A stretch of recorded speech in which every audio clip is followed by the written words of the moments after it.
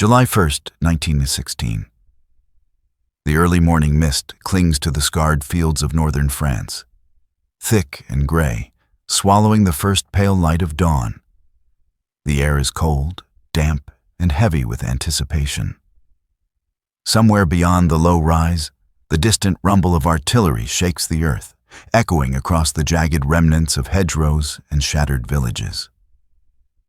In the trenches, British soldiers stand shoulder to shoulder, rifles slung loosely, bayonets glinting faintly in the dim light.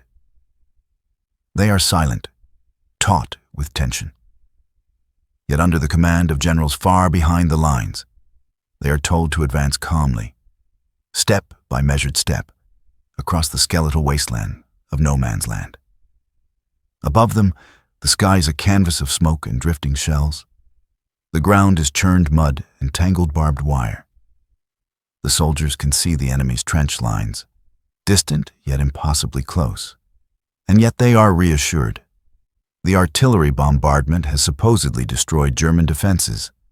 In less than an hour, thousands will fall, cut down by machine guns and rifles, victims of assumptions and miscalculations.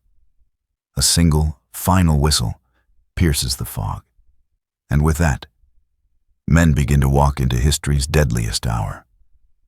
From this field of tragedy, the full story of strategy, error, and human cost begins. By the spring of 1916, the Western Front had already settled into a grueling stalemate. Miles of trenches etched across northern France and Belgium had become a permanent scar on the landscape. On one side, the British Expeditionary Force, freshly reinforced by Kitchener's volunteer armies, faced a German line that was deeply entrenched, meticulously fortified, and bristling with machine guns and barbed wire. The Somme River Valley, a patchwork of mud, craters, and destroyed villages, was to become the focal point for a grand Allied offensive designed to relieve pressure on the French forces at Verdun, who were under severe strain from the German assault that had begun in February.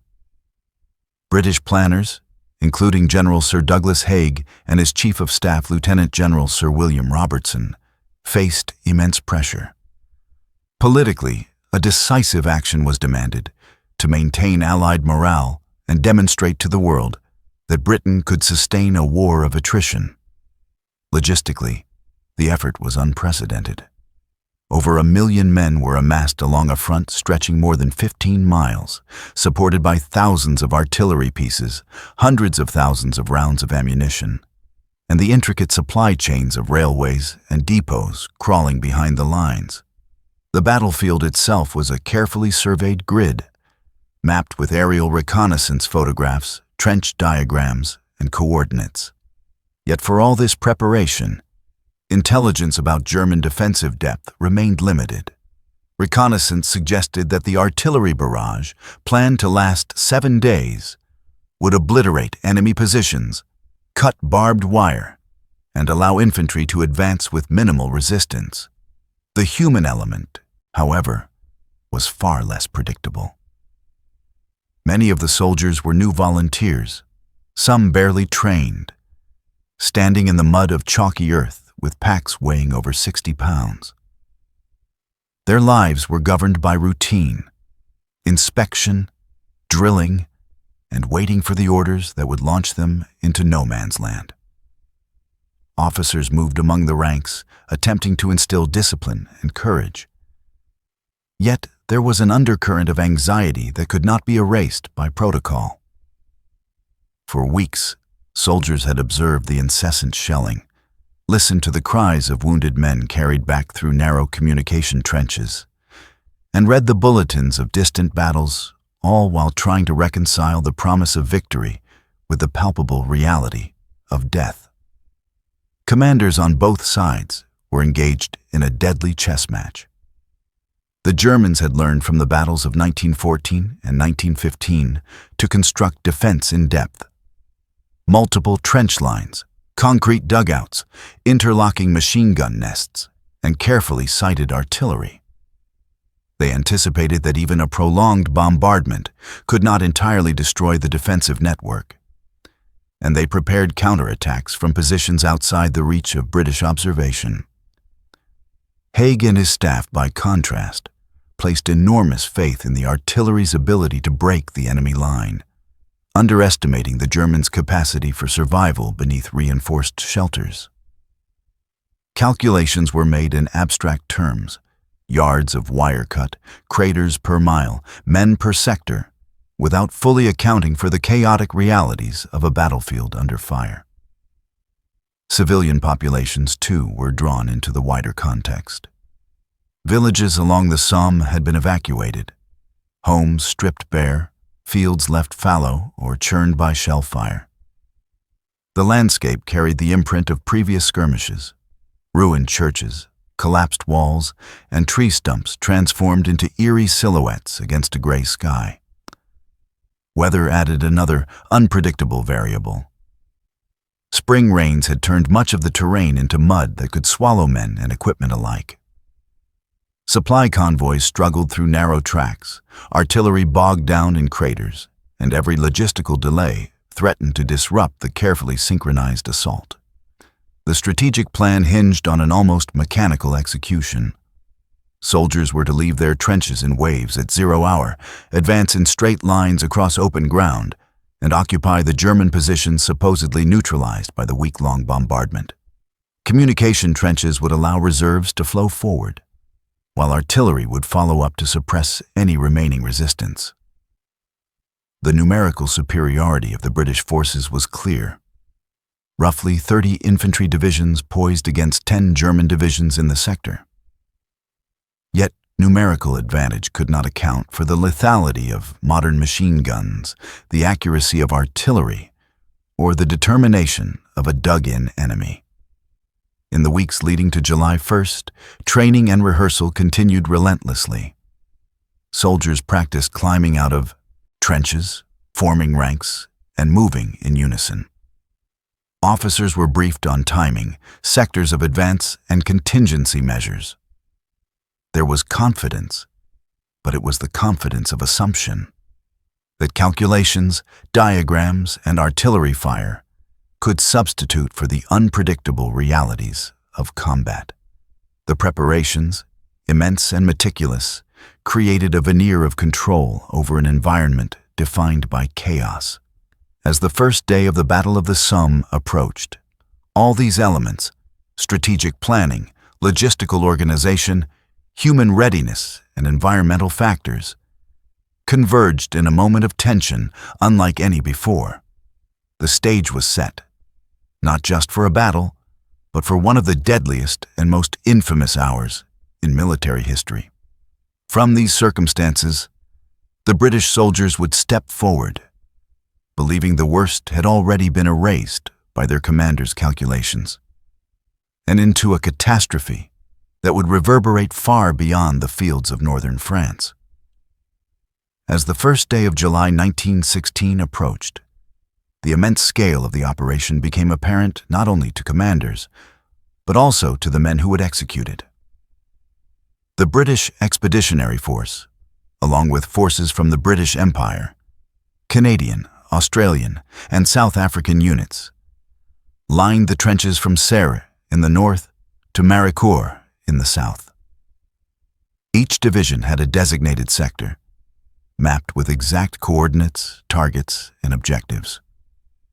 Artillery units, numbering over 1,500 guns, were positioned in carefully calculated lines behind the front, their batteries aligned to destroy barbed wire, trenches, and strong points.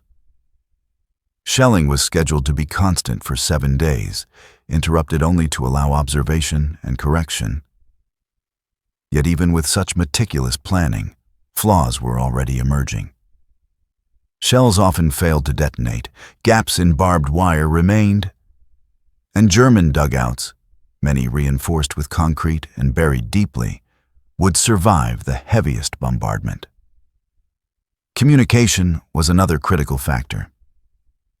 Signalers worked frantically to maintain contact between forward observation posts and artillery batteries. Runners carried orders through mud-filled trenches under intermittent fire. Despite these efforts, the fog of war was already thickening, both literally in the smoke and mist of the battlefield, and figuratively in the uncertainty of what awaited the advancing infantry. Reconnaissance reports indicated pockets of resistance had survived. Yet the information struggled to reach decision-makers buried in command posts miles behind the front. For commanders, the battle was a system of maps, numbers, and assumptions. For soldiers, it was a looming physical reality that could not be predicted. The infantry themselves faced a landscape that had been transformed into a nightmare of industrialized war. No man's land. The stretch between opposing trench lines was littered with shell craters, twisted barbed wire, and the detritus of previous engagements. Rain had turned the chalky soil into thick mud, making movement slow and exhausting. Visibility was patchy, and the incessant din of artillery created an almost continuous vibration through the earth. Soldiers carried rifles, ammunition, entrenching tools, and heavy packs, their movements hampered by weight and terrain. Officers attempted to instill order, forming lines, pacing advances, and issuing encouragement. But many were acutely aware that preparation could not eliminate the risk of sudden death. Behind the British lines, the atmosphere in command posts was tense but detached. Maps were spread across tables, telephones buzzed with messages, officers conferred over artillery schedules and troop movements. Planning was meticulous, almost scientific, yet it relied on assumptions that would prove fatal. The German defenders had anticipated an attack of this scale and had prepared accordingly. Machine gun nests were sited to create overlapping fields of fire. Trench lines were staggered to absorb the impact of artillery. Reserves waited in secondary positions to counterattack at critical points. Commanders on both sides understood the stakes. Victory could shift the balance on the Western Front, while defeat would entail staggering human cost. Civilian awareness of the coming battle was limited, yet its impact was unavoidable. Farmers and townspeople had been evacuated or conscripted into labor. Supply depots and field hospitals had been established in abandoned villages. The terrain itself had become part of the machinery of war. Rail lines delivered ammunition, food, and reinforcements. Yet mud, shelling, and destruction threatened the very lifelines that sustained the offensive. Every detail, logistics, terrain, weaponry, was interwoven, creating a complex environment in which even minor miscalculations could have devastating consequences. Morale and human psychology played a crucial role. Letters home, diary entries, and officer reports indicate a mixture of determination and anxiety among the men. Soldiers were trained to obey orders, to maintain formation, and to advance under fire. Yet beneath this obedience lay fear. Of artillery, of machine guns, of the unknown. Commanders were aware that hesitation could be fatal. Yet the discipline imposed required soldiers to move as units, step by step, across an open field where cover was minimal. The emphasis on orderly advancement, rather than small unit initiative or evasive maneuvering, reflected both doctrinal rigidity and a profound underestimation of the enemy's survival capability. By June 30th, 1916, the stage was set. Millions of shells had been fired over 7 days. Villages had been reduced to rubble, and trenches flattened or buried. Yet German defenders emerged largely intact from deep dugouts, their morale unbroken and their defensive positions largely functional. British officers, confident in their calculations, ordered the infantry to leave their trenches at 0 hour, walking across open ground in lines designed for discipline rather than survival. The men, unaware of the full extent of the enemy's remaining strength, would soon confront the stark reality of modern warfare. That preparation, planning, and expectation could not fully shield them from the lethal consequences of miscalculated assumptions. This combination of strategy, logistical complexity, environmental hazard, and human vulnerability set the conditions for one of the deadliest days in military history. The mechanics of war, perfectly planned on paper, were about to collide with the unpredictability of battle.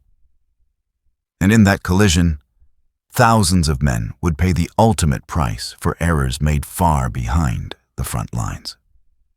The first perspective is that of the men themselves, the infantry who would step into no man's land on July 1st, 1916.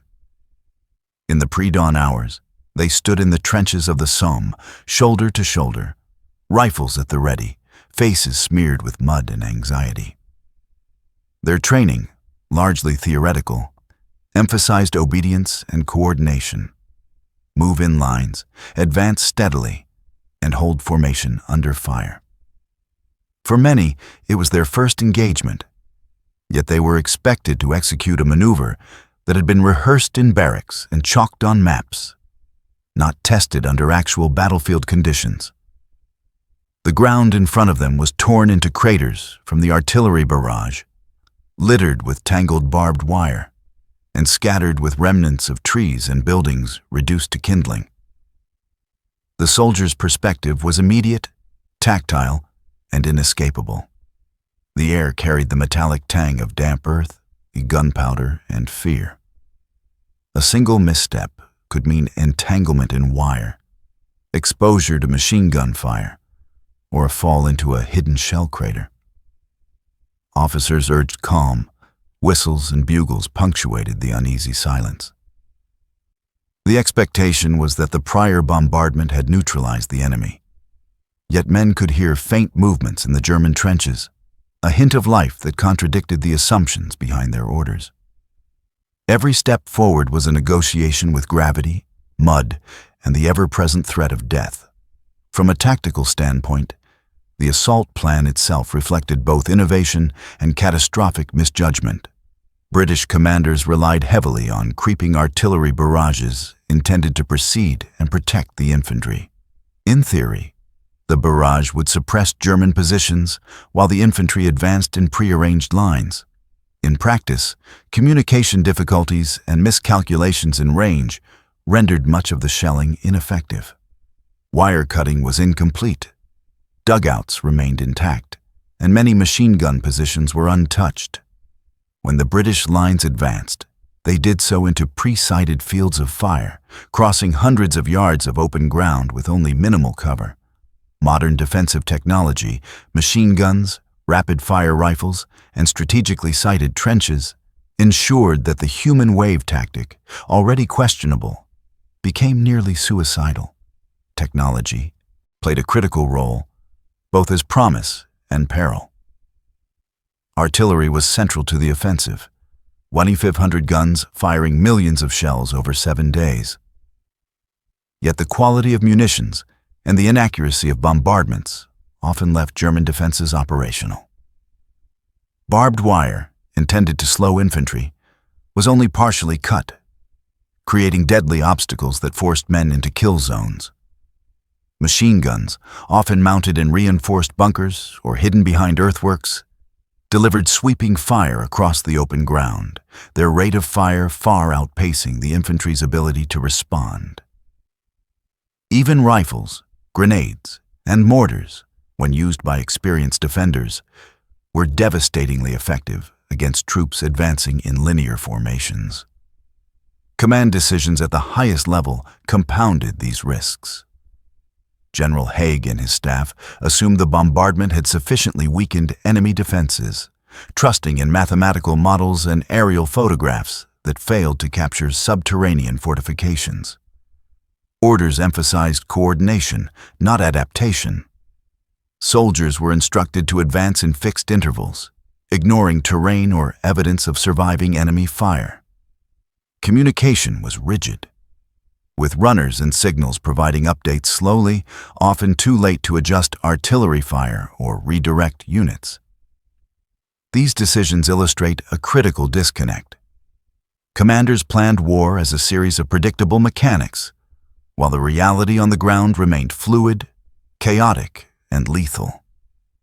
Enemy strategy, meanwhile, was starkly pragmatic. German commanders had studied Allied tactics from previous engagements, anticipating linear assaults. Trenches were staggered, machine gun nests arranged for crossfire, and reserves concealed for counterattack. Dugouts, reinforced with timber and concrete, sheltered troops from the prolonged artillery barrages, allowing defenders to emerge with weapons intact when the British infantry advanced.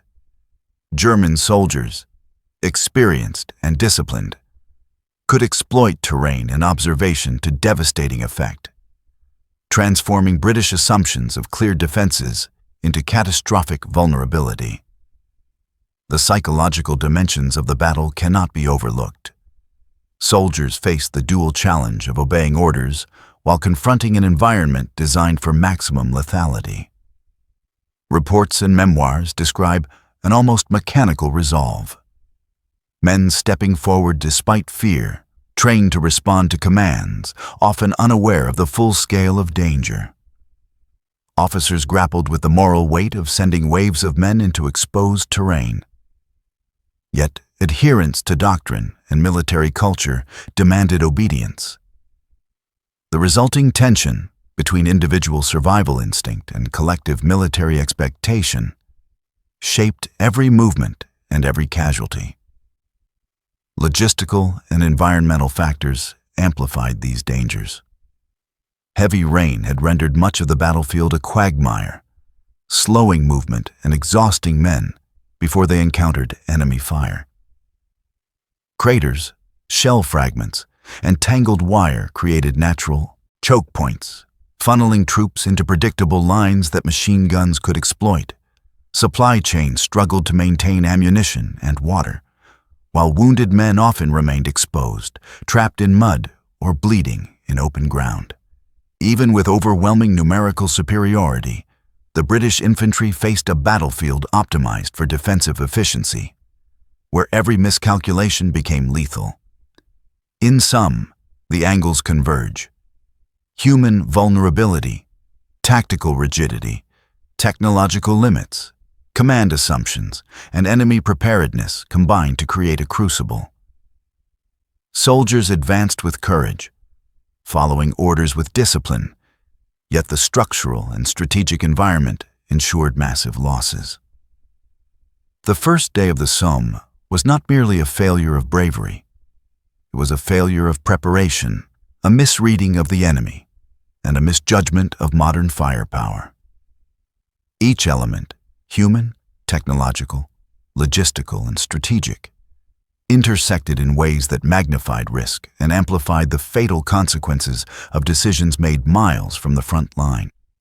This multidimensional perspective underscores a core truth. Battlefield mistakes are rarely isolated incidents. They are the product of intersecting systems, command structures, assumptions, technologies, and terrain, all acting upon individuals who must navigate them in real time. Understanding these angles provides insight into why the Battle of the Somme, especially its first day, remains one of history's most harrowing examples of calculated error meeting human cost. The second perspective emphasizes leadership decisions and the broader command challenges that shaped the catastrophic outcomes on July 1, 1916. At the apex of planning stood General Sir Douglas Haig, Commander-in-Chief of the British Expeditionary Force. Haig was convinced that the sheer weight of artillery and numerical superiority could overwhelm even the most entrenched German defenses. His vision was disciplined, methodical, and grounded in a belief that modern warfare could be tamed through calculation and coordination. Yet this confidence underestimated the resilience of German defensive systems, the imperfections of artillery fire, and the unpredictability of men moving through exposed terrain under extreme stress. Haig's planning reflected the prevailing military doctrine. The war would be won through attrition, precise organization, and numerical pressure. Subordinate commanders, from corps down to battalion level, were tasked with implementing these strategies, often with incomplete or inaccurate information. Orders were inflexible. Units were to advance at a prescribed pace, maintaining line integrity regardless of obstacles or casualties. Officers in the trenches faced a moral and practical dilemma. They had to enforce these directives, knowing the immense risk, while attempting to preserve lives.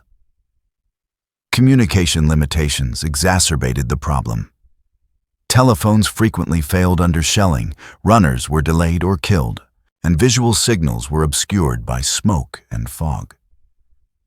Even with meticulous pre-battle planning, the execution depended on contingencies that rarely materialized in the chaos of war. Tactical rigidity contributed significantly to the carnage. Soldiers advanced in waves, shoulder to shoulder, across hundreds of yards of open ground. The assumption that German defenses had been neutralized was built on unreliable intelligence, including aerial reconnaissance photographs and reports from artillery observation posts. Wire cutting was incomplete, leaving deadly tangles in front of machine gun nests. Artillery, though immense in scale, often fell short or overshot, leaving the defenders largely intact. These tactical misjudgments, combined with the linear formation of the infantry, maximized exposure and funneled soldiers into pre-designated kill zones. The German response, both strategic and tactical, amplified the lethality. Defensive depth allowed units to absorb initial bombardments without significant casualties. Machine gun positions were sited to cover open stretches of no man's land, providing overlapping fields of fire. Counterattacks could be launched from concealed positions as waves of British troops were pinned down. German commanders demonstrated a clear understanding of the battlefield's geometry and exploited it ruthlessly. The resulting mismatch between assumption and reality turned confidence into catastrophe. Technology played a dual role in shaping decisions and consequences. British artillery was powerful but imperfect. Munitions frequently failed to detonate, and the accuracy of bombardment was limited by range estimation and observation errors. Barbed wire, intended to slow the enemy, remained partially intact, creating obstacles that channeled advancing troops directly into machine gun fire. Rifles, mortars, and grenades, wielded by disciplined defenders, were magnified in effectiveness by the predictable paths of infantry. Conversely, the defenders' technology, dugouts, machine guns, and field fortifications, was employed with strategic foresight, ensuring maximum lethality while minimizing their own exposure. Morale and psychology also played a central role. Commanders relied on discipline to enforce advances that were otherwise suicidal. Soldiers were trained to obey without hesitation, yet diaries and letters indicate pervasive fear. The human cost was not only measured in numbers, but in the psychological strain. Witnessing comrades fall, navigating treacherous terrain under fire, and enduring relentless artillery. Officers had to balance the enforcement of strategy with the awareness of its deadly consequences, navigating a moral and operational minefield that would define the first day of the Somme. Logistics and environmental conditions further shaped the operation. Mud slowed movement, obscured hazards, and exhausted men before they reached enemy lines. Craters and debris funneled soldiers into predictable trajectories, enhancing the effectiveness of defensive fire. Supply lines struggled to maintain flow, affected by terrain, shelling, and misalignment between planning and reality. The interplay of environmental, logistical, and technological factors created conditions in which even disciplined execution of orders could not prevent massive casualties. Looking at these angles together, the human experience, tactical execution, leadership decisions, technology, enemy preparedness, and environmental factors, reveals a systemic failure. The catastrophe of July 1st was not the result of a single error, but the convergence of multiple miscalculations across all levels of the military hierarchy. Each element, officer assumptions, soldier obedience, artillery imprecision, and German defensive acumen, interacted to produce a scale of death unparalleled in British military history.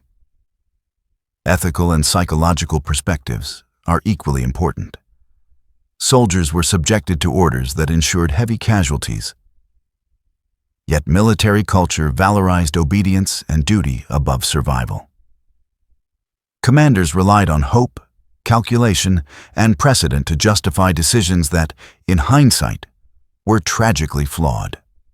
The battle became a crucible, exposing the tension between strategy and human cost, doctrine and reality. The consequences of these decisions extend beyond immediate casualties, shaping military thought, public perception, and historical memory for generations. Through these intertwined perspectives, the Battle of the Somme can be understood as a study in the lethal consequences of miscalculation. Human courage and discipline were met with structural failures, technological limits, and tactical misjudgments. The angles converge to illustrate a stark lesson. Even meticulous planning cannot fully account for the unpredictability of warfare, nor can obedience shield individuals from the consequences of systemic error. The convergence of these forces, the bravery of soldiers, the rigidity of strategy, the imperfection of technology, the foresight of defenders, and the unforgiving terrain, sets the stage for the climax. In the early hours of July 1st, these elements collide, transforming preparation into tragedy, expectation into reality, and orders into death. 0 hour arrived at 7:30 a.m., July 1st, 2016. A pale gray light filtered through the lingering mist over the Somme battlefield. The moment was a taut balance between anticipation and dread. British soldiers climbed from the trenches, boots sinking into churned mud, rifles ready, bayonets fixed. Across the open expanse, no man's land stretched in a chaotic quilt of shell craters, broken wire, and shattered trees. In their minds, the artillery barrage that had thundered for 7 days was meant to have neutralized German defenses. But the reality awaited just beyond the lip of the trenches. The first wave moved forward in ordered lines, shoulder to shoulder, advancing with measured steps. Officers shouted commands. Bugles rang, and whistles pierced the thick morning air. From their dugouts, German defenders remained largely unscathed, emerging from reinforced shelters with deadly precision. Machine guns erupted, sweeping arcs of fire across the open ground. The effect was instantaneous and horrifying. Men fell in scores within moments, bodies tripping over wire, sinking into mud, or collapsing in craters. Survivors pressed forward, forced by discipline and the sheer expectation of orders, into a storm of lead that mathematics could not mitigate. Artillery, designed to protect them, had failed in several sectors. Shells had misfired or landed short, leaving intact wire and untouched defensive positions. Where craters offered minimal cover, machine gun nests raked the advancing lines with crossfire, taking advantage of pre-sighted trajectories. Communication was already breaking down. Runners struggled through mud and fire, bringing delayed or incomplete orders. Units became fragmented, small groups of soldiers isolated and trapped, their cohesion shattered in seconds by the combination of terrain, defensive fire, and sheer chaos. The human experience on the battlefield was immediate and visceral. Men stumbled through mud, attempting to scale wire entanglements under relentless fire. Officers tried to maintain formation, shouting through the din, waving pistols, urging caution and courage. The smell of cordite, blood, and churned earth hung thick, Cries of the wounded mingled with the rattle of machine guns, creating an auditory tapestry of terror and confusion. The psychological toll was instantaneous. Fear was omnipresent, yet action was enforced through training, discipline, and the implicit threat of reprisal for hesitation. Tactical execution broke down within minutes. Units that had advanced according to schedule encountered uncut wire, forcing men to halt under enemy fire. Small pockets of survivors sought cover in shell craters, but these were often isolated, leaving them exposed to concentrated bursts of rifle and machine gun fire. Attempts to reorganize or advance further were met with similar resistance. The linear progression, intended to preserve order and maintain command oversight, had instead created predictable paths into deadly kill zones. German defensive coordination amplified the British miscalculations. Trenches were layered, providing successive lines of fire that decimated waves as they crossed the battlefield. Reserves remained hidden, ready to counterattack and seal breaches. Artillery and machine guns were adjusted rapidly based on observation, ensuring that any movement in the open was met with overwhelming force. The efficiency of defensive strategy, coupled with the failure of preparatory bombardment, magnified the lethality of mistakes made by British commanders. Environmental factors compounded human vulnerability. Rain-soaked ground slowed movement, turning mud into a sucking, clinging trap. Craters, while providing limited cover, became death traps as men fell in and could not rise under fire. Broken barbed wire channeled movement into predictable trajectories, concentrating casualties. Terrain features, once thought manageable, were rendered lethal by their interaction with weaponry, defensive planning, and environmental degradation. By mid-morning, the scale of the disaster was clear. Entire battalions were decimated before reaching enemy lines. Officer casualties were exceptionally high, leaving units leaderless and further eroding cohesion.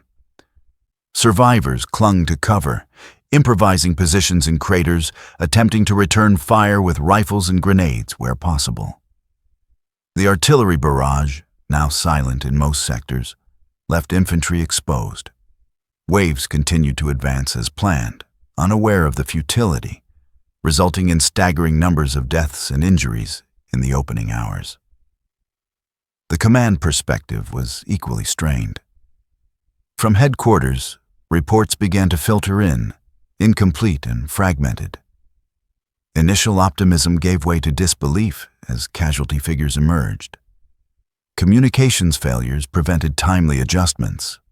Orders continued to be issued based on pre-battle assumptions rather than real-time observations. Generals like Haig and Rawlinson faced the tension between adherence to the plan and recognition of mounting losses. Yet the doctrine of disciplined, coordinated advancement constrained improvisation.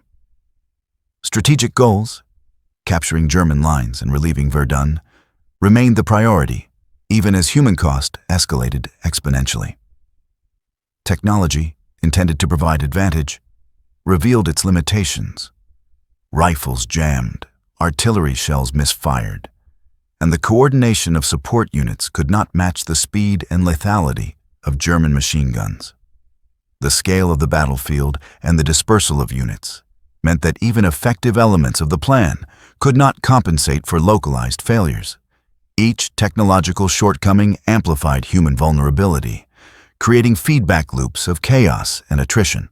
By late morning, approximately 19,000 British soldiers had been killed, with tens of thousands more wounded or missing. Entire units ceased to exist as organized fighting forces. Survivors were scattered, disoriented, and trapped in open ground, relying on small arms, fire, shells, and their own improvisation to survive. German defenders, largely intact, had achieved a defensive success of devastating scale, exploiting the assumptions and miscalculations of the attackers. The collision of strategy environment, human factors, and technology reached its grim apex in those first hours. Men advanced as ordered, guided by doctrine, trained in discipline, and driven by the chain of command, only to be met with the full force of an unbroken defense. The predictable paths of infantry became instruments of slaughter. Preparation, artillery, and planning failed to mitigate the raw lethality of modern warfare.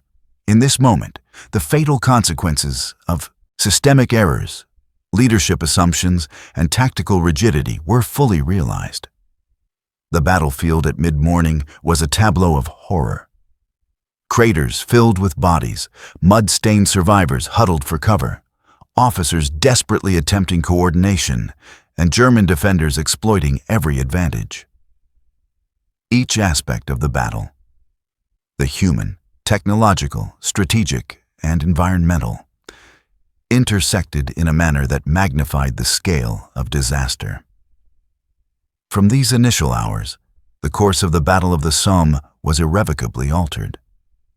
What was intended as a breakthrough had become a crucible of attrition, testing the limits of endurance, morale, and command.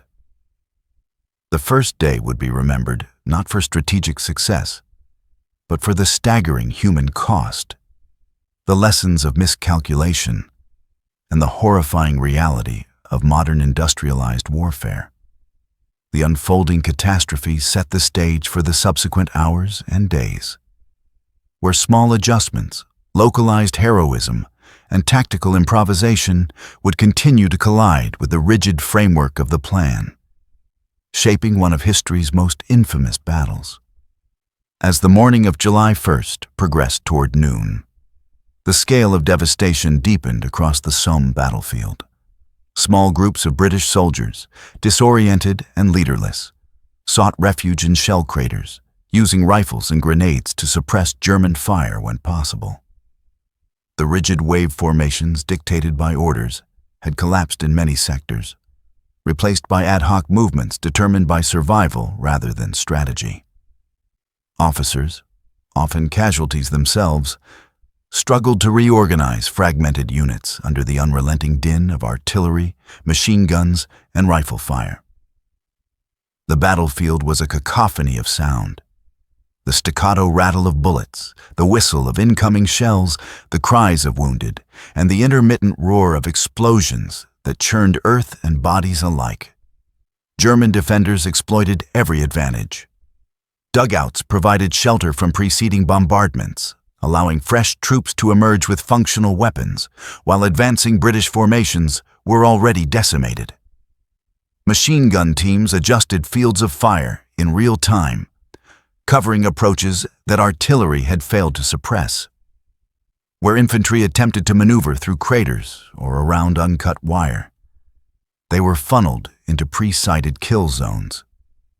Counterattacks, limited in scope but precise in execution, sealed gaps and repelled local advances, ensuring that the defensive line remained largely intact, despite massive bombardment. The human experience on this battlefield was both intensely immediate and tragically universal. Soldiers witnessed comrades fall mere yards away, some succumbing instantly to machine gun fire, others writhing in mud-soaked agony. Survivors contended with exhaustion, fear, and shock while still expected to obey commands. The physicality of combat, dragging wounded, negotiating barbed wire, climbing in and out of shell craters, intersected with the psychological strain of relentless exposure to death. Letters and memoirs later recounted men observing the futility of their advance, yet feeling compelled by duty, training, and the weight of command to continue. Fear was constant, but action was enforced through institutionalized discipline, creating a tension between instinct for survival and obligation to orders. Tactical decisions at the front became exercises in improvisation. Platoons attempted to flank wire obstacles, rush exposed craters, or create temporary cover using debris. Small unit leadership emerged spontaneously as officers and sergeants improvised. But these efforts could not compensate for systemic failures. Units were scattered, communications were sporadic, and artillery coordination was limited by distance and disrupted telephone lines. The original plan, orderly, sequential advancement with artillery protection, had disintegrated, leaving isolated pockets of resistance amid a chaotic battlefield. By mid-afternoon, the casualty figures reflected the catastrophic mismatch between planning and execution. British losses on the first day alone totaled over 57,000 men, including nearly 20,000 killed. Entire battalions had been reduced to fragments. German defenders suffered comparatively minimal casualties, largely confined to the artillery duels and small localized engagements where British forces temporarily breached trenches. The outcome demonstrated the deadly efficiency of entrenched defense, modern firepower, and the perils of linear infantry tactics in the face of underestimated enemy resilience. Commanders at both the corps and divisional level faced unprecedented challenges. Reports from forward units were fragmented and inconsistent. Adjustments to strategy were constrained by communication failures and doctrine that emphasized maintaining coordinated lines rather than reacting flexibly to unfolding conditions. Senior officers struggled with the tension between the strategic objective, breaking the German line and relieving Verdun, and the immediate human cost. Orders continued to be issued, as if the battlefield were a controlled environment. Yet in reality, units were acting autonomously where possible, often improvising survival strategies in the absence of guidance. Technology, intended to shape the battlefield in favor of the attackers, repeatedly revealed its limits. Artillery, while massive in scale, failed to consistently destroy wire and dugouts. Mortars, rifles, and grenades provided localized effectiveness, but could not compensate for exposed, linear formations moving under accurate machine gun fire. Barbed wire, intended to channel enemy movements, ironically redirected advancing infantry into predictable kill zones. Observation and communication technology, including telephones and signal flares, were insufficient to maintain control over dispersed units under fire. The interaction of these technological elements with terrain and human factors magnified the lethality of the attack. Environmental conditions exacerbated the unfolding catastrophe. Mud, churned by artillery and rain, slowed every movement, reducing the effectiveness of charges and leaving soldiers exhausted before reaching German lines. Craters filled with water-trapped wounded and dead alike, further obstructing movement and making retrieval efforts perilous. Visibility was compromised by smoke and dust, complicating coordination and assessment. Even minor terrain features, tree stumps, trenches, shell holes, became critical determinants of survival or death, shaping the flow of battle in ways planners could not predict. By late afternoon, sporadic advances occurred where leadership, courage, and improvisation allowed small units to temporarily capture sections of trench. These localized successes were quickly countered by German reserves or machine gun fire, demonstrating the resilience and tactical foresight of the defenders. Each fleeting gain was accompanied by extreme human cost. Survivors recount crawling through blood-soaked mud to consolidate positions or retreat under fire. The interplay of bravery and futility highlighted the limitations of strategy when confronted with the realities of entrenched modern warfare. As evening approached, the remnants of the attacking forces struggled to return to friendly lines or consolidate positions where possible. Survivors faced the exhaustion of sustained exposure, injuries, and the psychological trauma of witnessing the destruction around them. The battlefield itself was transformed. Churned mud, broken wire, shell craters, and scattered bodies bore witness to the magnitude of loss. German defenders, largely intact and disciplined, held the line. Having absorbed the full force of the offensive and exploited the operational and tactical misjudgments of the British command. The climax of the first day of the Battle of the Somme demonstrates the lethal convergence of flawed assumptions, rigid tactics, technological limitations, environmental hazards, and human vulnerability. Men acted with courage and discipline, yet were constrained by systemic errors far beyond their control. Leadership decisions, intended to deliver a decisive breakthrough, instead orchestrated one of the most devastating days in British military history. From this point, the first day concluded with over 57,000 casualties, a staggering figure that would resonate across military and civilian spheres. The lessons of July 1st were written in mud, blood, and the shattered bodies of soldiers who had trusted in orders and calculations that failed to reflect battlefield reality. The stage was set for subsequent attacks, but the memory of that morning, the intersection of strategy, miscalculation, and human cost, would define the Somme as a cautionary study in the consequences of flawed planning, meeting the lethal clarity of modern war. As the smoke and dust settled over the Somme by nightfall on July 1st, 1916, the scale of the disaster became painfully evident. The British Expeditionary Force, once orderly and coordinated, had been shattered. Entire battalions were annihilated, officers among the highest casualties, leaving survivors scattered, disoriented, and leaderless. The landscape itself bore silent witness to the cost. Craters filled with water and blood, tangled wire like skeletal fingers reaching from the earth, and the remnants of trenches reduced to fragmented mounds of mud.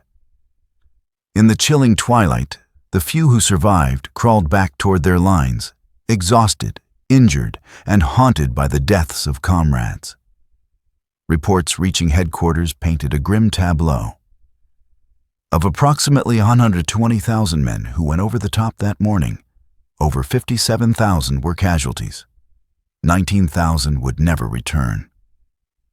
The scale of loss stunned commanders and shocked the British public when news reached home. Military dispatches, careful in language, could not mask the catastrophic human cost. The first day of the Somme became, in its sheer scale, a symbol of the peril inherent in the mechanized, industrialized war that Europe had entered. The commander's assumption that artillery had neutralized German defenses had been tragically wrong, and the consequences were irreversible. The psychological impact on soldiers was profound. Survivors recounted the cacophony of artillery, the sweep of machine gun fire, and the omnipresence of death around them.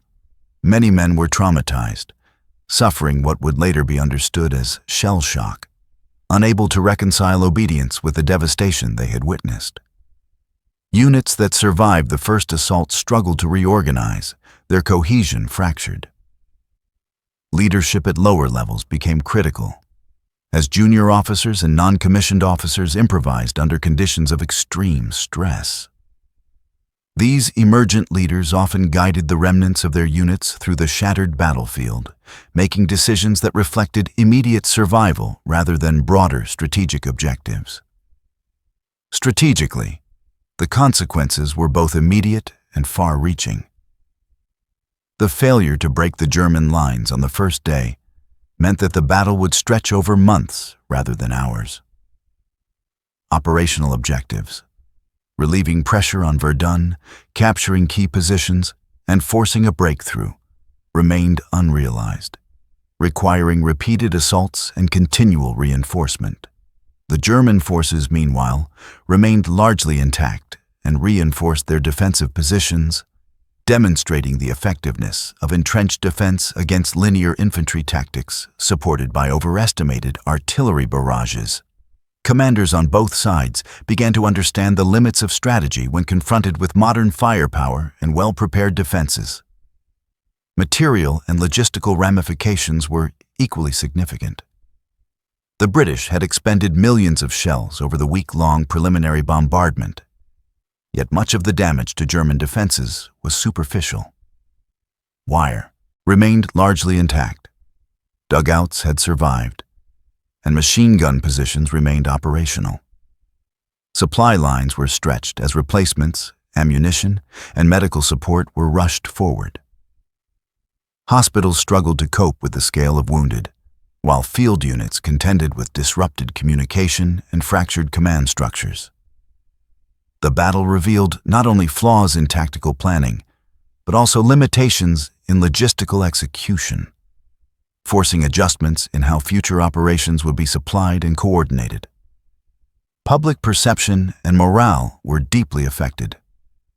News of the catastrophic casualties reached Britain within days, eliciting shock, grief, and criticism. Letters from soldiers and eyewitness accounts highlighted the contrast between command expectations and battlefield reality. The media struggled to reconcile patriotic rhetoric with the staggering scale of loss. For families and communities, the Somme became a symbol of both sacrifice and miscalculation, embedding itself in collective memory as an example of the human cost of flawed military planning.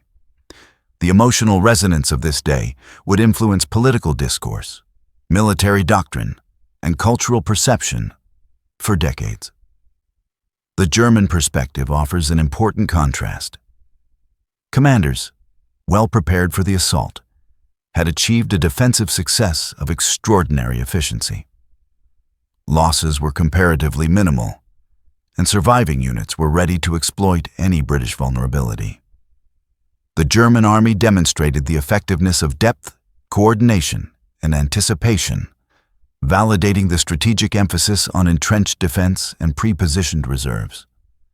From this vantage, the battle provided lessons in anticipating enemy assumptions, exploiting technological and tactical advantages, and maximizing the protective potential of terrain and fortifications.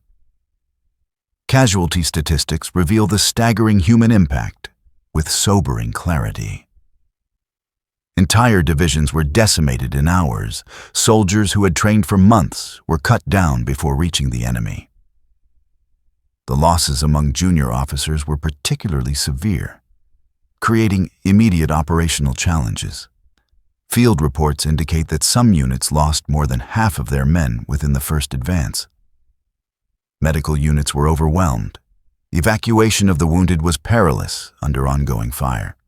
Many men succumbed not immediately to bullets, but to exposure, shock, or inability to receive timely treatment in the chaos of the battlefield. The first day of the Somme also highlighted the limitations of doctrine and planning under modern warfare conditions. Calculations based on artillery coverage, terrain, and infantry numbers assumed a linear predictability that the battlefield refused to provide. Commanders relied on discipline and obedience as substitutes for flexibility, assuming that trained troops could overcome unforeseen resistance. The disastrous results exposed the dangers of rigid strategy, the unreliability of intelligence, and the unpredictable lethality of combined arms under industrialized conditions. Human stories emerging from this day reflect both tragedy and endurance. Accounts of individual bravery, small unit improvisation, and extraordinary resilience illuminate the human dimension amid systemic failure. Soldiers who crawled through mud to rescue comrades, improvised cover, or maintained fire under extreme duress exemplified the capacity for courage within an environment dominated by chaos and death. These moments, while insufficient to alter the broader outcome, underscore the complex interplay between individual agency and systemic vulnerability in the most harrowing conditions of war. The immediate operational consequence was clear. The British High Command faced a battle that would stretch over months, requiring repeated assaults, fresh troops, and ongoing logistical support. The first day's failures shaped subsequent planning, prompting reconsideration of artillery effectiveness, infantry tactics, and the integration of reconnaissance into operational strategy. Lessons. learned at devastating cost, would influence not only the remainder of the Somme, but also broader doctrinal development across World War I. In the days following July 1st, 1916, the British Army struggled to regain coherence amid the wreckage of the first assault. Surviving units, fragmented and exhausted, were reorganized under junior officers and non-commissioned officers, often improvising positions and defensive measures. Trenches that had been obliterated were hastily reconstructed, while artillery batteries recalibrated to cover gaps and suppress remaining German positions. Reinforcements were rushed forward, many of whom had no knowledge of the catastrophic events of the opening day. The battlefield, scarred and unrecognizable, became a testament to the scale of human loss and the brutal reality of attrition-based warfare. Medical and logistical systems were overwhelmed. Casualty evacuation remained perilous. Wounded men could not always be retrieved promptly, and many succumbed to exposure, infection, or untreated injuries. Field hospitals operated at capacity, tending to soldiers whose survival depended not only on immediate treatment, but also on the relentless maintenance of supply lines under fire. Ammunition and food deliveries were complicated by destroyed terrain, ongoing artillery duels, and weather that turned the Somme into mud-choked wasteland. Each logistical failure compounded human suffering, illustrating the delicate interplay between operational planning and battlefield realities. Politically and socially, the first day of the Somme had profound reverberations. Newspapers, telegrams, and letters conveyed the staggering human cost to the British public. Shock and grief were widespread, compounded by criticism of high command and the apparent disconnect between strategy and human reality. Families across Britain mourned sons, fathers, and brothers lost in the initial hours of a battle that was to last months. The psychological impact extended to survivors, many of whom would carry the trauma for the remainder of the war, while the collective memory of the Somme became an enduring symbol of sacrifice, miscalculation, and the brutal nature of industrialized conflict. From a military perspective, the first day forced an urgent reassessment of tactics and command approaches. The heavy casualties among officers necessitated a decentralization of leadership in some units, emphasizing small unit initiative, where adherence to linear plans had proven fatal. Commanders at higher levels faced the stark reality that numerical superiority and prolonged bombardments did not guarantee success against well-prepared defenses. Adjustments in artillery coordination, reconnaissance, and wire-cutting techniques were prioritized, as planners recognized that rigid adherence to doctrine without adaptability was a critical vulnerability. German forces, conversely, consolidated their success. Dugouts and trench systems remained largely intact, enabling defenders to rotate troops, replenish supplies, and maintain command structures with minimal disruption. The relative ease with which German units absorbed the British offensive validated their emphasis on depth, fortification, and tactical discipline.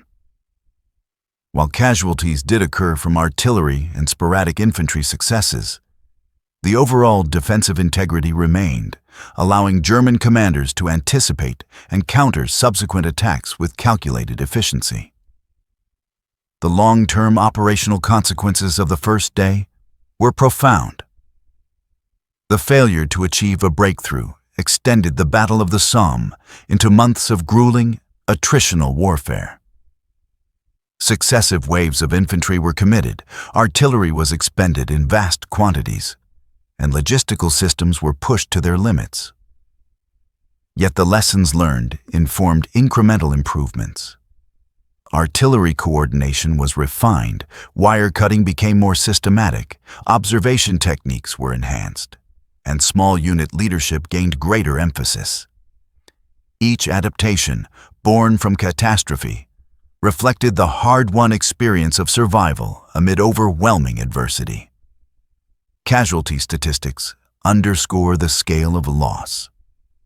On July 1st alone, the British suffered approximately 19,000 killed, 35,000 wounded, and thousands missing. Entire battalions ceased to exist as cohesive units. Officer casualties were particularly severe, creating immediate leadership vacuums. The human toll was not only physical, but psychological. Survivors were forced to reconcile obedience to orders with the witnessing of extraordinary carnage. Soldiers endured conditions that would later be recognized as causes of shell shock, trauma, and long-term mental health effects. The moral and ethical implications of the first day have been debated by historians for generations. Commanders' reliance on rigid doctrine, overestimation of artillery effectiveness, and assumptions about enemy preparedness contributed to an environment where obedience came at extraordinary cost. Soldiers acted with courage and discipline, yet were constrained by decisions far beyond their control. The Somme exemplifies the tension between strategy and human vulnerability, showing that even meticulous planning cannot eliminate the lethal unpredictability of the modern warfare. Civilian impact, though indirect, was also significant. The regions surrounding the Somme remained devastated, with villages destroyed and farmland rendered unusable. Refugees and displaced populations contended with the aftermath of artillery bombardment, while the local infrastructure struggled to support medical and logistical needs for both military and civilian populations. The battle's scope transformed not only the military landscape, but also the social and environmental terrain, leaving long-lasting scars that endured well beyond the immediate conflict. By the end of the first week, lessons began to inform incremental tactical changes. Infantry formations adapted, with some units employing smaller, more dispersed advances to reduce exposure.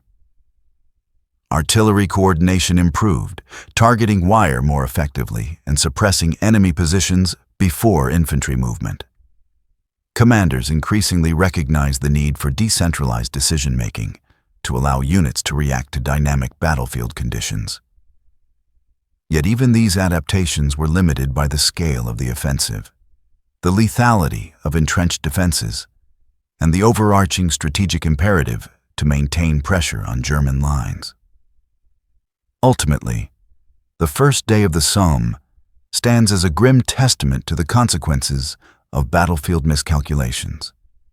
It highlights the intersection of human courage, technological limits, tactical rigidity, environmental challenges, and command decisions.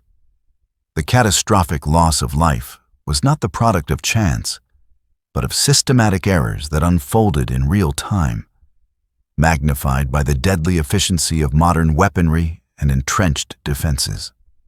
The lessons learned, though costly, shaped the conduct of the remainder of the Somme, influencing British military doctrine, operational planning, and historical understanding for generations.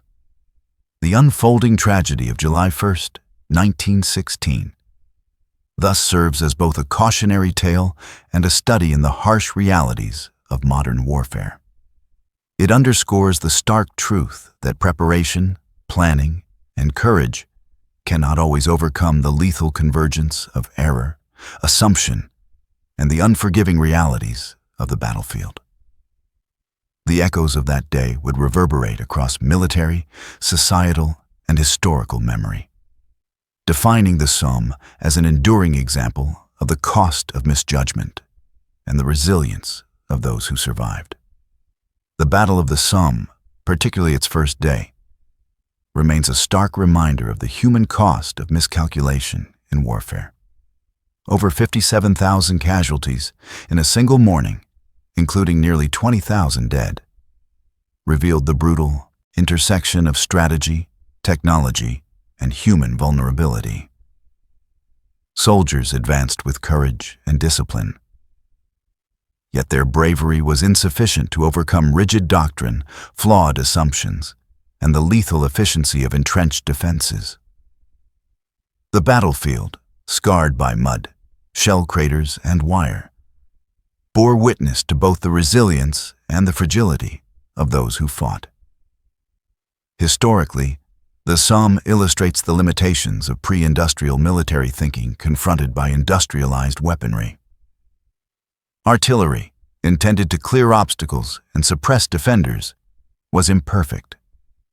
Linear infantry tactics, once effective, became predictable and deadly. Communication systems could not adapt to rapidly changing conditions. Commanders operated under assumptions that ignored these realities, and the human cost was immediate and overwhelming. Yet from this tragedy came lessons that reshaped military doctrine. The importance of flexibility, decentralized leadership, effective reconnaissance, and the integration of technological realities into operational planning. The psychological and ethical dimensions of the battle are equally profound. Soldiers endured fear, exhaustion, and the trauma of witnessing unimaginable carnage, yet acted under the strict discipline demanded by command. Commanders confronted moral dilemmas as orders produced catastrophic loss, revealing the tension between obedience and responsibility. These human experiences, fear, courage, despair, and resilience, anchor the Somme in a timeless narrative about the cost of decisions made far from the battlefield and the limits of strategy when confronted by the chaotic, lethal reality of combat. In the end, the Battle of the Somme is more than statistics or tactical analysis. It is a meditation on preparation, assumption, and consequence. It teaches that bravery alone cannot overcome structural flaws in planning, and that the unpredictability of human and technological factors can transform even the most meticulously organized operations into catastrophe. The echoes of that first day, preserved in history, memorials, and memory, serve as a somber reflection on the cost of war and the enduring resilience of those who faced it. The Somme reminds us that the lessons of history are written in both strategy and blood, and that understanding the full scope of human experience in war is essential to honoring those who endured it and to shaping the decisions of those who follow.